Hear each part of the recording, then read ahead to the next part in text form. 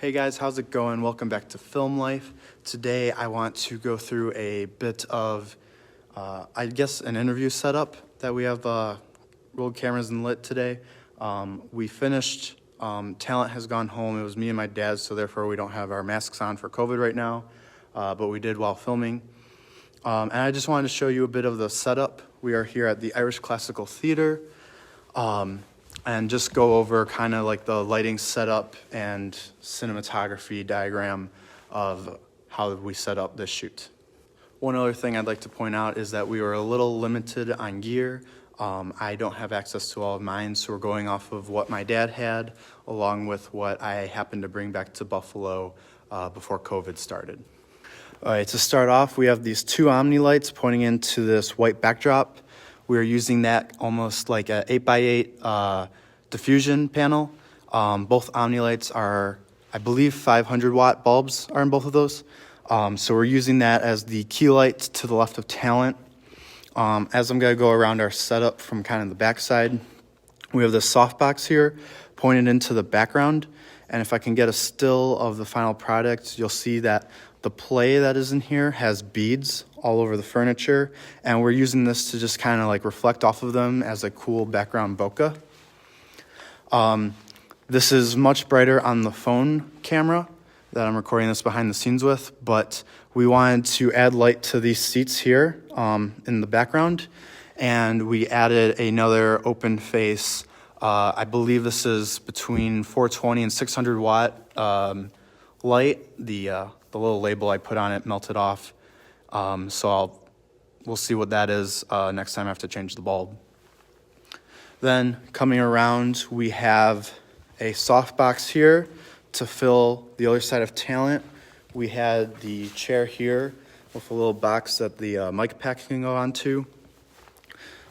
Because of some audio recording options, what we did is we used two mics as a backup to the lav mic.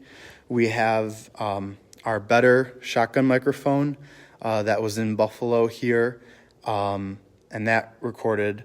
And then we had I believe it's a Movo on-camera microphone, just run into the B camera DSLR.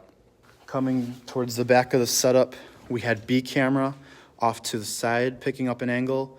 That'd be a little different since we're gonna have the talent looking straight into the lens as more of a talking to audience style. So we moved the B camera option a little further over so it wouldn't look like a mistake when they're looking into the other camera.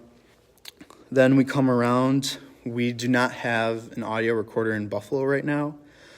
So what we were doing is, this is the mic pack for the lav mic, and we were recording that into one of our iPhones, and the iPhone that I'm currently recording this BTS on had the shotgun microphone going over and around into that. So we're gonna have two audio files to sync up with the boom and the lav mic option. And then we come over to my camera, A-Cam. I just have it rigged up a bit so I could use the Atomos on top to look at image. With a V-mount powering both the dummy battery in the DSLR and then a dummy battery on the back of the Atomos. For this one, we went with an 85mm Rokinon to give that, nice interview look that I love. And then on B camera, we had the Sigma 18-35 set at 35. A camera was on a, 2.8. Although the last one we had to stop down a little more. But for most of the interviews, we were on a 2.8 4 split. And then for B camera, we had it at a 2.8. Both recording, full HD with the two angles. Here's more of what the setup looked like from the interviewee's perspective. Two cameras, the big diffusion panel here, and then the mic stand with the other softbox on this side.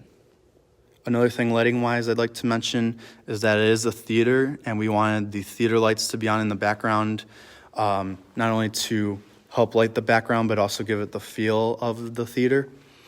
But that created a lot of weird shadows on our subjects, therefore we are under booming them. I realized, it made sense in my head, but I didn't explain it yet in the video.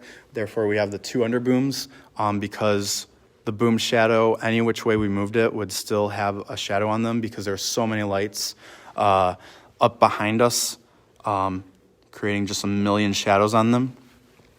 So we did that, and then we added this strong key on the side to help almost overpower some of the lights and the weird colors and shadows and shapes we were having, and to help give the interview look that we were going for.